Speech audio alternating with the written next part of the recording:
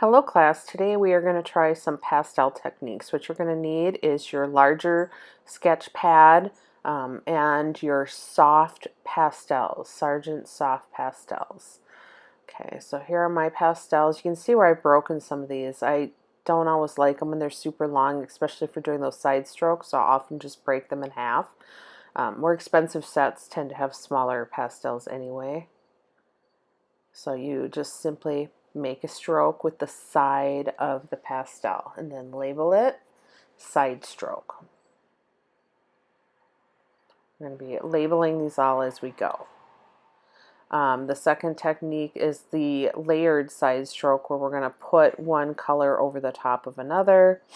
Notice I go over mine twice because I didn't think it was dark enough. You're going to have to practice with your pressure. Then make sure you label it side stroke. The next technique we're going to use is the feathering technique, which is a bunch of short, straight directional strokes. So they all go in the same direction. I also tried putting them on top of a colored background, and you can feel free to do that with many of these upcoming techniques.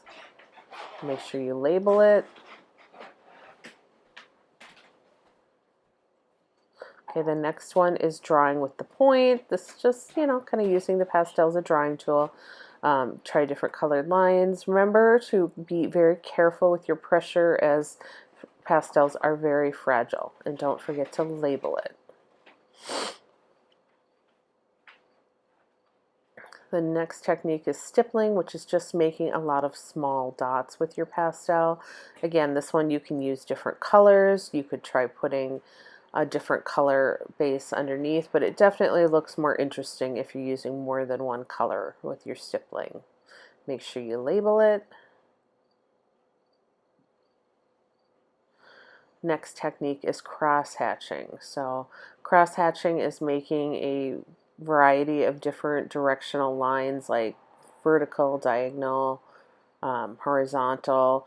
And you can use multiple colors, and it really makes it much more interesting the more you build up layers with the cross hatching. So notice I go back in a couple of times and it starts to smear and blend, but that's okay. That looks more interesting.